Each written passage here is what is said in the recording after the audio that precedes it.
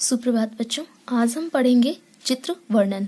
चित्र वर्णन का अर्थ होता है किसी चित्र को देख करके उसके बारे में लिखना। मनुष्य को ईश्वर ने कल्पना शक्ति का वरदान दिया है। ठीक है, ईश्वर को भगवान ने ऐसा वरदान दिया है कि वो कल्पना कर सकता है। वो किसी भी चीज को देख करके अपने हिसाब से अंदाजा लगा सकता है या सोच सकता है कि यहाँ ऐसा ऐसा भी हो सकता है। तो ये शक्ति भगवान ने इंसान को ही दी है। किसी भी वस्तु या दृश्य या चित्र को देखकर उसके मन में अनेक भाव जन्म लेते हैं। किसके? मनुष्य के मन में। ठीक है, किसी भी वस्तु को देख के, दृश्य को देख के या चित्र को देख करके मन में अलग अलग भाव उत्पन्न होते हैं। किसी चित्र को देखकर मन में उठने वाले भावों को अपनी कल्पना शक्ति के माध्यम से अभिव्यक्त करना ही चित्र वर्णन कहलाता है। ठीक है, जो भी हमारे मन में भाव उठ रहे हैं उन भावों को अपनी कल्पना शक्ति, यानी कि जैसा अब हम देख रहे हैं और वहां पे हम कुछ और भी चाहें कि यहाँ पे ऐसा भी हो सकता है, ऐसा भी हो सकता है, उन सब चीजों को, उन भावों को जोड़ करके हम जिस लिख करके अभिव्यक्त करते हैं, लिखते हैं। ठीक है, तो उन लिखने को ही चित्र वर्णन कहते हैं। वर्णन के लिए दिया गया चित्र किसी घटना को दिखाता, एक पूर्ण स्थिति को व्यक्त करने वाला, किसी व्यक्ति विशेष या प्रकृति से संबंधित हो सकता है।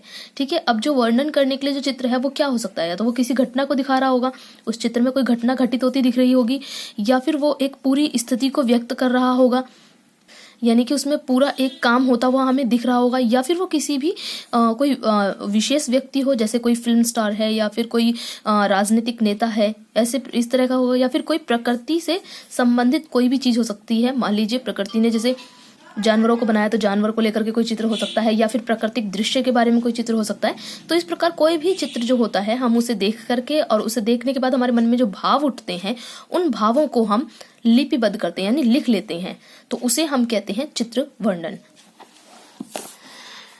किसी भी चित्र का वर्णन करते समय निम्नलिखित बातों पर ध्यान दिया जाना चाहिए। सबसे पहले चित्र को बारीकी से देख लेना चाहिए। हमें क्या करना है, कोई भी हमारे पास जो चित्र है उसे हम बहुत ही आराम से, ध्यान से देखेंगे, बिल्कुल बारीक से बारीक चीज भी हम देखेंगे उसकी। चित्र में दिखाई दे रही मुख्य बातों को बिंदुओं में लिख लेना चाहिए। अब हमें चित्र में जो भी कुछ दिखाई दे रहा हो, ठीक है, उसे मैं आपको उदाहरण के साथ समझाती हुई चलती हूँ। जैसे मान लीजिए ये एक चित्र है, ठीक है, इन्होंने बोला है कि पहले चित्र को बारीकी से देख लेना चाहिए। तो चित्र को हमें बिल्कुल बारीकी से देखना है। जैसे कि यहाँ पे ये आदमी बैठा है, यहाँ पे दो जने बैठे हैं, एक घुड़सवारी कर रहा है, एक पेंटर है जो पेंटिंग बना रहा है, ये पेड़ है, यहाँ पहाड़ है, पहाड़ में देखो। अब ये तो होगी मुख्य बातें। बारीक बातें क्या होती हैं? जो बहुत छोटी होती हैं। जैसे एक नाव यहाँ पे दिख रही है हमें, मंदिर के पीछे एक पहाड़ दिख रहा है हमें, एक छोटा सा घर दिख रहा है किसी का। तो ये होती है बारीक बारीक चीजें जिन्हें हमें ध्यान देना होता है। अब चित्र में दिखाई दे रही मुख्य बातों को बिंदु में लिख लेना चाहिए। अब मुख्य बातें क्या हैं? मुख्य बातें हैं कि एक व्यक्ति बैठ करके पेंटिंग बना रहा है, दो लोग चटाई पर बैठे हुए हैं, एक घुड़सवारी कर रहा है, एक चित्रकार खड़े होकर के चित्र बना रहा है। किसका चित्र बना रहा है वो भी हमें बताना होगा कि वो सामने वाले दृश्य का चित्र बना रहा है। नाव में दो व्यक्ति बैठ के कहीं जा रहे हैं, एक ऊंचाई पर किसी का घर बना है, पहाड़ के पीछे मंदिर है, एक पेड़ है, कई पहाड़ हैं। तो इस तरह से हमें ये बातें लिख लेनी होंगी। चित्र में दिखाई दे रही वस्तुओं का वर्णन करते समय उनमें अपनी कल्पना के रंग को भरना चाहिए। अब हम इसमें कल्पना क्या कर सकते हैं? मान लीजिए यहाँ पे ये है, अब आप अपने आप को यहाँ पे उपस्थित कर सकते हैं। मान लीजिए कि आप यहाँ पे पहाड़ों पर घूम रहे हैं। आप ये कह सकते हैं कि मैं पहाड़ों पर घूम रहा हूँ, या मैं चित्रकार के पीछे खड़े होकर के सभी दृश्य देख रहा हूँ। या फिर ये व्यक्ति को आप अपने आप को भी बता सकते हैं कि जो ये पेड़ के पास बैठकर चित्र बना रहा है वो व्यक्ति मैं हूँ, और मैं ये सभी दृश्य को अपनी आंखों से देख रहा हूँ, और अपनी आंखों से देखने के बाद ही मैं इस दृश्य के बारे में लिख रहा हूँ।